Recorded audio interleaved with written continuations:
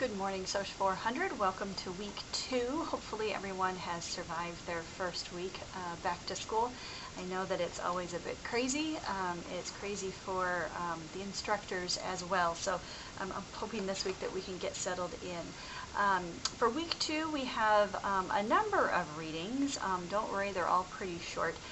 You have 4 readings, 2 in the C&B text, 1 in M&E. And then there's one supplemental reading that is posted in D2L. So make sure that you have all of those readings. And then we have a written response this week and a discussion board. So I want to give you some more information about each of those assignments.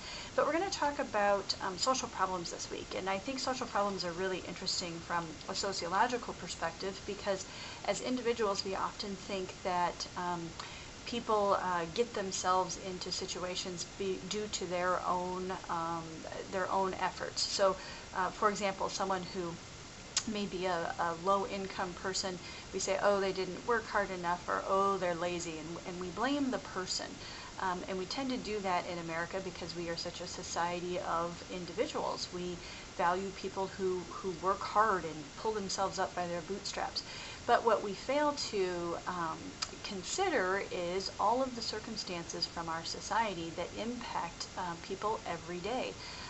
If you are born to a family, a low-income family, then the options and the expectations for you are different than if you are born into a higher income family. So it may not have, and often it never has, much to do with you personally, but it has a lot to do with your circumstances. And I think if you think back of your conversations that you have had in other sociology classes about inequality, this will ring true. And inequality is not just about income, but it could be about the color of your skin. It could be about your gender. It could be your sexual preference. It could be any number of things that put you into a specific category in our society. And because you are in that category, your reality is very, very different.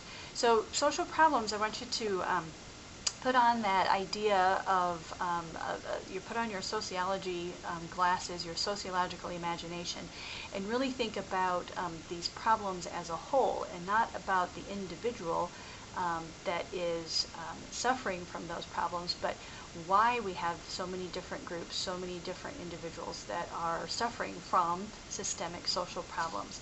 So this week in your readings, you're going to do a written response, and this is to 3 of the readings specifically. The preface, an introduction to the study of social problems, and approaches to social problems. That's the supplemental reading by Skolnick and Curry.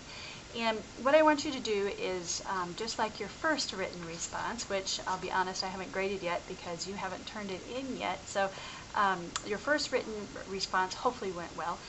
This written response is the same format. Begin with a summary. And again, don't just give me a summary of what each reading says. That is not what I'm looking for. Think of this as you're writing a very, very short paper on social problems. And these 3 sources are what you're using to write that little mini paper. So draw on all 3. I am not interested in a hardcore MLA format or an APA format. I've given you some specifics in the assignment on how to reference your readings. I do want you to reference them. If you're talking about a particular reading, just put in that author and year. If you're using a direct quote, then make sure it's author, year, and page number. So that information is included in the assignment. So you might be using those references in the summary. I have 3 questions that I would like you to respond to in your summary. So make sure you cover all 3. And then the second section is your understanding. And this is where you have the opportunity to bring in your thoughts and your experiences in healthcare. So that could be as a healthcare professional, that could be as a patient, that could be as a friend or family member of a patient. Whatever works for you is fine. And then the third section is takeaways. So how are you going to use this information in the future?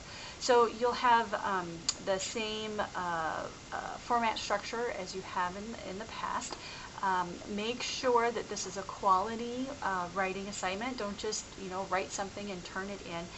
This needs to be a well-constructed essay with an introduction and a conclusion, with good sentence structure, good paragraph structure. There should be a polished piece. Our second assignment this week is a discussion board, and it's about American Dream. And this is just focused on one of the readings, What's Wrong with Declaring War on Social Problems. That's in the C&V textbook. And so this week I am posting 3 questions to begin with, since this is our first real discussion. I will post 3 questions, and you are responsible for a response to one of my questions by August 26th. That's our first deadline. Please don't everybody just choose the first question. We want to have responses in all 3 questions. So kind of take a look at where we are on numbers of posts and kind of spread the wealth around. Once you make a response to one of my questions, then everyone is responsible for posting at least 2 more responses to students, so that we can get into a good conversation, and those posts are due by August 28th. And again, as in all assignments, the minimum requirements is not an A. An A is earned by going above and beyond, submitting superior work.